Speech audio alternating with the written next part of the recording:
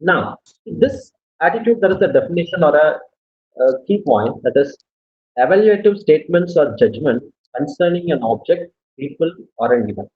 Here, we see something, we come to a conclusion, let it be an object, or it can be a people or an event. Right. For example, assume that we are having a regular classroom, right? Suddenly, a person who is well dressed, who is with white and white, dressed a little bit aged, is coming with some files inside the classroom. What will be your opinion of that person? Who you will think is, it relates with perception also, right? What you see, based on that, you have a perception also. So you may feel like he may be from some kind of an office, or he is trying to come and make some address, something like that. See, again, that the attitude towards the person will be something different for you. You will be like, yes, you try to respect, and then maybe sometimes like you try to get up and then wish him by seeing his appearance and other things. Sometimes you make mischief because perception is getting inside, at the same time your attitude is different. Similar way, attitude will have as a relationship with perception, and our attitude towards an object or a judgment or something, that is called, that is the definition just given. Rather, I'll go with a simple example which you are aware of. Assume that there is a glass which is half filled. This example I've spoken in your class also. Assume that there is a glass which is half filled. People with the negative attitude say that no, it is only half filled, right? The second set of people will say like it is half empty. The person with negative attitude will say like it is half empty. The person with positive attitude will say like it is half filled. But certain people will have a different dimension. It is completely filled 50% with water and 50% with air. Right. Similar way, we have different. It's all about our attitude which determines us. For example, just a minute. See, for example, uh, during this lockdown period, now we are having a crisis and we have a lockdown period. Here, people will have different sort of attitude. You will be thinking like, oh my God, the college is not happening. What I learned, how I learned, there is nothing to learn, something like that. This talks about your negative feel and a kind of negative attitude. If you look at the other aspect, people will be like, it's okay, yeah. The problem, it's an overall pandemic, and the entire world is facing it. How best I can use this opportunity? Let me go through some content. Let me go through some online courses. Let me learn by myself, and then let me have some clarification with the faculty through mail. And we have given your Swadhyay. We can download, read. You can Google it. If you have such a mentality, then probably you'll try to learn. It is more constructive. See, the event is only one. Now we have a lockdown, but how do you see it determines and makes success. If you see it in a positive way, you make it constructive. If you see it in a negative way, you'll not work around and then you leave things as such. Am I right? This talks Uh, about attitude in general. That is what the first line, which is telling about, it is an evaluative statement or a judgment by an individual concerning towards an object, people, or an event. Right. Now, this attitude is formed based on three components. How this attitude is formed? I'll give a small example. Uh, for example, like, okay, right. In your class, in your regular class, you have your regular class. I'm asking you certain questions, and then you're replying. And I'm not finding out a good answer or a bad answer. I'm trying to appreciate each and every answer. I'm saying, like, yes, you can say any answer. There is no issues for me. Right. By that way, there may be some kind of positive attitude towards the classroom. I'll make it as a classroom, right? For this subject, you will feel like, yes, I want to attend the class. How this feel or how this opinion has come? The first thing is like your cognitive component. Cognitive component is like as an individual. For example, you take any individual. I'll take an example of Saurav. Saurav is feeling like, yeah, I'm given a chance. The faculty is not minding about my language. The faculty is not trying to criticize me, right? So you have a general feel that normally, whenever I feel to express, I should express. That is your cognitive. That is your belief. Any kind of opinion should be encouraged, right? That is your belief. How it is getting affected? You have an emotion or a feeling. You feel like you want to say, and if I start interpreting you and then saying that no, yours is wrong, yeah, don't try to say the wrong answer, something like that, then that is affecting your feeling. Next time you'll never try to open your mouth. That is your affective component. Behavioral component is thereafter, whenever you attend my class, Whenever I ask you some question, you'll never try to open your mouth. You have a feel in you that whenever I say answers, nah, this person will try to find fault on me. Better not to open my mouth. This faculty is not good. Am I right? This kind of thought process becomes an attitude towards me, which is having three components. One is cognitive, that is your belief or opinion.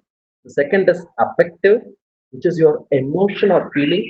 And the third is your behavioral, which is talking about the intention to behave in certain way. See, behavior is the thing which we see at the end. If you look at this diagrammatic representation, behavior is something which we see at the end, but it is affected by so many things like what is the value system I have, what is the standards I hold, what is the motives I have, right? What is the attitude? That is the most important thing, right? So this attitude, which is expressed in the form of a behavior, is formed of three major components, which is your cognitive, affective, and behavioral component. Am I clear with it? Can someone Yes. acknowledge? Yeah, you are there, na? Sometimes you reply, yeah, or else I feel like I'm talking alone. Right? Okay. Now, great, great, great. So now, each and every individual have different type of attitude, and each and every individual has different level of attitude. Am I right? Sometimes you say, "Nah, this guy is highly attitude here." So, from where those people have got their attitude? Some people you find it so polite. Some people they feel like no, even if you do something also, some mistakes also, or if you try to penalize them or punish him also, he's cool and he takes things positive. When someone is criticizing you, someone is saying like, no, you're not supposed to do this. Even that also you take it in a positive way. From where you got this attitude? Now, can I expect answers from you so that let us make it much more interactive? Right. From where you will be getting this attitude? Now, can someone answer? There is no right or wrong answer as far as the class is concerned. You know it very well. So from our surrounding environment. Mainly Can I have some surrounding. answer? Hmm? From? Mainly surrounding. Very What good. we From parents is one answer. From surrounding is the other one. Very good. Excellent. Then, Observation. so excellent. observing, Observation. That's observing. great. So Then, by observing our mentors, adults. yeah, that by observing our environment, which is people around us. That's great. Then what else? Then any Educational guess? background. Educational background. Excellent. Who said excellent educational background? Kisa. Yeah, that's great. Educational background. Sometimes now you feel matured. You become like a human, right? Based on your education. And many people are without education also they are having very good attitude. But education will tune you to have some better attitude, right? That's great. Then any other answers? Someone has said some answers. Following different ideals, right? That's excellent. Again, like sometimes you try to follow. Sometimes your religion will shape you like anything, right? They tell that any religion, the ultimate purpose is like to tell you what is right, which has to be followed, which is good, right? Something like that. That's fine. Then what else? What else? Okay, so good. We got a lot of answers from it. Let's see what is the content. Right now, if you look into the sources of attitude, you acquire from your parents, right? That's your core. That's your base. And the major thing is like genetic disproportion. We have a point as genetic disproportion. Right from your birth, people will try to have certain attitude. And few people will try to acquire attitude from their parents, just by observing their parents, how they behave, what they do, right? So from the parents, and parents will teach you like how to have a better attitude. Teachers, peer group members, your classmates, right? Personal experience, whatever experience you are having, was personal experience, and geographical location or region, religion, educational background, sometimes race, income class means which income group you belong to. That also teach you, right? So these things will talk about, like these things will give you. These are all the various sources.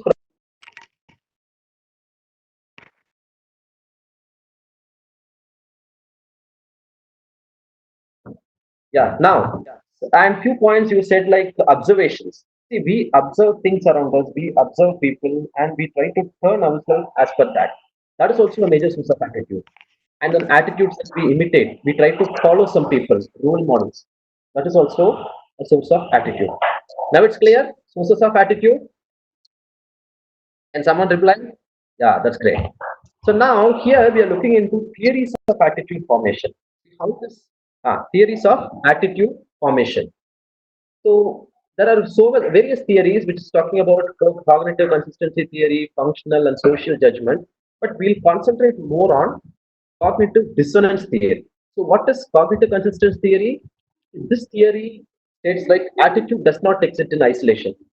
Means attitude will not come just like that. It is associated with so many things. That is the core concept of this cognitive consistency theory. And there are different important theories which are stated, such as balance theory, congruity theory, affective cognitive consistence, and cognitive dissonance. This is just a introduction, like what are all the theories. But our key focus is on cognitive dissonance theory as far as your syllabus is concerned, as far as law is concerned, this is much more related, right? So other theories are, yes, it is essential, but it goes deeper into psychology. We'll concentrate more on cognitive dissonance theory. See, what is cognitive dissonance theory? Let me start with an example. The other theories you just try to understand. That's it. Try to know what is it. But the core is on this cognitive dissonance. See, what is cognitive dissonance theory? Let me go with an example. See, consider a situation. Just go to my third point. Consider a situation in which a man who places a value on being environmentally responsible just purchased a new car that he later discovered does not get greater gas mileage. Means your value system. You have a personal value system, right? Everyone have your own value system. Value system means like I should be good, I should earn much, I should be the top person in the world, something like that. And I should be friendly, I should look after a society. So many value systems we have. Values are the core as well, right? I want to become rich, I want to be a top leader. So these things are value system based on which we function. Now, assume that a person is having a value system where he respects environment, means he doesn't want to pollute the environment by any aspects, by throwing some unwanted plastics or having more pollution. These things he doesn't like, and that is against his value system. Because of which he doesn't. He has a different value system, and he got a new car. Assume that he got a new car, right? Uh, I'm getting some noise. Just pick it up here. I'm getting some noise. Fine. System that he should not spoil the environment or he should not be against the environment. In one aspect, you got a new car, like you had your hard-earned money, you spent it a lot, you got some loan, and finally you got a new car. But later you came to know that the car is not effective and it is trying to create a lot of pollution, right? It is not giving a great mileage and it is having some pollution. Now, there is a dissonance, there is a disturbance. What you will do? In this situation, what will be your activity?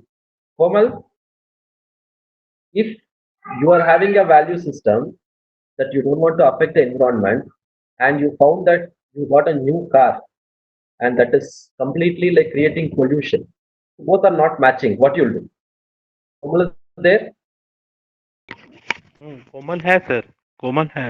हाँ कोमल, हाँ yeah. Unmute कीजिए अपने आप को, बोलिए। Hello कोमल। Okay. Yes, sir. Yes, क्या? Komal. My question is, you are having a value system that you should not pollute the environment. Means you don't want to throw plastics in the land, and you don't want to create any kind of nuisance to the environment, and you don't want to pour unwanted waste in the water, and you don't want to pollute. Especially you want to avoid pollution. To be green, right? So, but that way you have a value system. That's a core value system, and you got a new car or a new vehicle by means of some loan and other things, with whatever hard-earned money you had, you have spent and you bought a car, and you came to know that the car is not working well and it is creating a lot of pollution. Now, if you are in that position, what you will do? What will be your action? I'll give you choice whether you'll sell the car, right? Whether you will sell the car or you will be like, no, yeah, I cannot sell the car. I have spent all my money. It's okay. Let me compromise my value system and then run the car. Or you either try to sell it or keep it in home. What you will do? What will be your action? Sir, sell the car. sell the car. But all your Yes, money sir. is gone, right? Whatever money you have earned, all the money is gone. Nah? Till these days, for example, you work for some 10 years and you saved certain money. All those money is gone. And you got some EMI also. Now, is it okay? No, sir.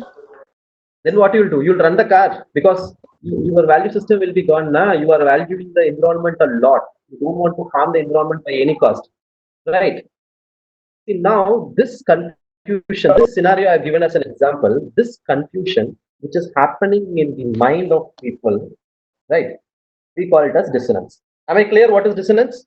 Dissonance is something which is a conflict between your belief as well as your activity. You read out the first line, you can understand. Term cognitive dissonance is used to describe the feeling of discomfort that resulted from holding two conflicting beliefs. It means you're not okay with either of it. Matlab, you are supposed to take one result, you don't know what result I'm supposed to take, right? What decision I'm supposed to take. That we call it as cognitive dissonance. Here, either you have to go ahead with your path by changing your value system, by changing your attitude, or you stick on to your attitude and don't change your value system. I mean, you don't stick on to your attitude and don't change the other thing, right? You avoid the car. See, this we call it as cognitive dissonance. This theory was proposed by Festinger. There is one person called as Festinger. Don't worry about the name. You just look into it, the concept alone.